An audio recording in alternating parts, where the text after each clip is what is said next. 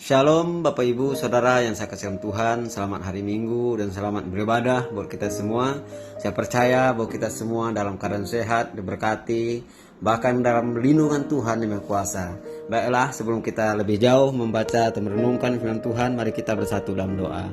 Segala pujian, hormat, kemuliaan bagi nama-Mu Tuhan. Kami sangat bersyukur kalau pada hari ini di mana kami juga masih bisa kembali lagi untuk berkumpul bersama dengan saudara kami, dengan anak-anak kami, dengan suami dan istri kami untuk memuji dan menyembah Tuhan. Bapa, kami serahkan ibadah kami ke dalam tangan Tuhan, walaupun kami hanya ibadah di rumah, tapi kami percaya bahwa Engkau hadir bersama-sama dengan kami. Tuhan, kami juga serahkan ke dalam tangan Tuhan. Mungkin juga ada di antara saudara-saudara kami yang mungkin waktu mereka juga tidak begitu ada waktu untuk mereka berkumpul bersama dengan keluarga dimanapun mereka berada. Biarlah mereka juga selalu memiliki waktu untuk bersekutu dengan Tuhan. Bapa, kami serahkan firman-Mu ke dalam tangan Tuhan. Biarlah Tuhan berbicara buat hamba-Mu. Biarlah setiap apa yang hamba-Mu sampaikan semua menjadi berkat dan kekuatan bagi sidang jemaat-Mu. Demikian juga untuk sidang jemaat-Mu Bapa, berikanlah kepada mereka pewahyuan, bahkan pengertian, pemahaman, dan hikmat biar mereka bisa mengerti, memahami bahwa kebenaran itu hanya ada di dalam Tuhan. Terima kasih Bapa, terima kasih Yesus. Sekali lagi kami serahkan firman-Mu hanya di dalam nama Tuhan Yesus. Kami telah berdoa dan mengucap syukur. Haleluya. Amin. Bapak, Ibu, Saudara yang saya kasihi Tuhan, hari ini kita akan belajar tentang firman Tuhan, atau perikop utamanya adalah mengapa hanya Yesus satu-satunya jalan keselamatan. Mungkin banyak kita yang berpikir bahwa orang kaya atau bagaimanapun semua hal bisa kita beli. Rumah mewah kita bisa kita beli, pulau bisa kita beli, negara bisa kita beli dengan keuangan, dengan kekuasaan, dan apapun bisa kita beli. Hanya satu nggak bisa kita beli adalah keselamatan kita. Kenapa keselamatan itu nggak bisa kita beli, Bapak Ibu Saudara yang saya kasihi Tuhan? Kalau kita lihat secara logika, ketika kita terpuruk ke dalam suatu masalah atau masuk kita ke dalam satu lumpur, kita hanya butuh pertolongan, kita hanya butuh orang untuk menolong kita sehingga kita bisa terangkat di dalamnya. Apalagi kalau kita lihat bahwa lumpur mati, maksudnya ketika kita bergerak maka kita akan semakin tenggelam dan tenggelam. Kalau tidak ada yang bisa menolong kita atau tidak ada orang yang menawarkan bantuan untuk menolong kita, kita akan mati. Oleh karena itu pada hari ini saya ingin mengajak kita melihat mengapa hanya Yesus satu-satunya jalan keselamatan. Kita bisa lihat yang pertama ada di dalam Kisah Para Rasul 4 ayat 12. Kisah Para Rasul 4 ayat 12, saya akan bacakan ayat firman Tuhan ini. Dan keselamatan tidak ada di dalam siapapun juga selain di dalam Dia. Sebab di bawah kolong langit ini tidak ada nama lain yang diberikan kepada manusia yang olehnya kita dapat diselamatkan. Bapak Ibu Saudara yang saya kasihi Tuhan, di sini sudah Tuhan kunci dengan satu ayat bahwa di dalam dunia ini atau di bawah kolong langit yang telah Tuhan ciptakan tidak ada satu nama pun yang bisa menyelamatkan. Kenapa? Karena semua yang Tuhan ciptakan memiliki nama. Kekuasaan itu memiliki nama, power dan kualitas memiliki nama, kekayaan memiliki nama. Tetapi semua nama itu akan takluk di bawah kaki Yesus. Kenapa? Karena Yesus yang menciptakan segala yang bernama itu. Makanya Tuhan bilang hanya nama Yesus yang memberikan keselamatan. Bapak Ibu Saudara yang saya kasihi Tuhan, yang selanjutnya, kenapa hanya Yesus satu-satunya keselamatan? Kita bisa lihat poin pertama adalah di dalam Roma 5 ayat 8. Kita buka dalam Roma 5 ayat 8. Berbunyi demikian, akan tetapi Allah menunjukkan kasih-Nya kepada kita oleh karena Kristus telah mati untuk kita ketika kita masih berdosa. Bapak Ibu Saudara yang saya kasihi Tuhan, di sini sangat jelas sekali Tuhan mengatakan bahwa hanya Yesus yang telah mati untuk dosa kita. Kenapa? Karena semua orang sudah berada di bawah kekuasaan dosa. Yaitu pertama ketika Adam dan Hawa jatuh ke dalam dosa. Artinya semua yang berkuasa, semua manusia telah jatuh ke dalam dosa.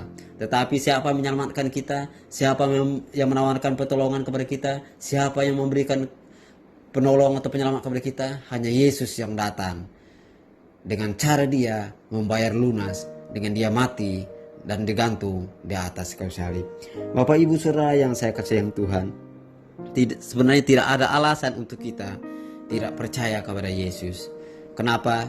Karena hanya Yesus satu-satunya jalan keselamatan bagi kita.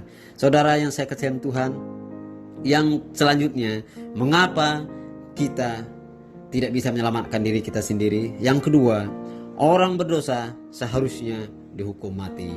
Bapak Ibu tahu bahwa di dalam perjanjian lama, setiap orang melakukan dosa, mereka harus dihukum mati. Dan Bapak Ibu juga melihat ketika bangsa Israel keluar dari tanah Mesir, siapa yang berbuat dosa, mereka dimatikan. Bahkan ada pemisahan antara orang benar, orang yang percaya kepada Tuhan, dan orang yang tidak percaya kepada Tuhan. Dan pada saat itu juga terbelahlah tanah.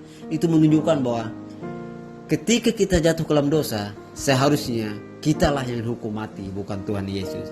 Tetapi kenapa Tuhan Yesus mengambil alih hal itu? Kita bisa melihat bahwa ada suatu ilustrasi. Contoh, di suatu bangsa kita atau negara kita, negara Indonesia, ada satu tim sepak bola. Ke dalam tim itu melawan seluruh dunia. Berapa dalam satu tim sepak bola? 11. Oleh karena itu dibilanglah kesebelasan sepak bola. Dan mereka menang, dan Indonesia menang dari yang 11 orang itu.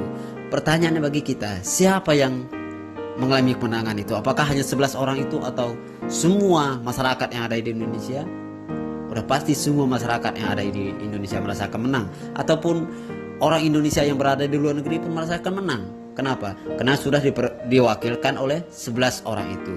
Bapak Ibu Saudara yang saya kasihi Tuhan, kita juga telah diwakilkan Tuhan mati di atas kayu salib untuk menebus semua manusia yang telah berbuat dosa. Kenapa? Karena dalam Alkitab juga mencatat bahwa tidak ada satupun yang benar, seorang pun tidak. Artinya semua kita yang hidup, terutama manusia, semuanya berbuat dosa. Seharusnya kita semua mati di salib, tetapi Yesus mengambil alih posisi kita yang harus mati, tetapi dia ambil alih sehingga dia menyelamatkan kita. Itulah intinya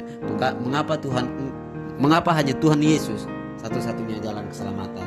Bapak Ibu Saudara yang saya kasihi dalam Tuhan, jangan kita berpikir dua kali untuk menyerahkan hidup kita kepada Tuhan. Karena kalau hidup kita pun Tuhan jamin dengan keselamatan, apa yang lagi yang lain. Segala sesuatu Tuhan ciptakan dengan berkata atau berfirman. Tuhan bilang jadilah terang, maka terang itu jadi. Jadilah bintang, bulan, matahari, ikan dan sebagainya. Semuanya itu Tuhan katakan dengan berfirman dan berkata-kata. Tetapi ketika Adam dan Hawa jatuh ke dalam dosa, Tuhan gak bisa bilang dosa Adam dan Hawa dihapuskan, enggak.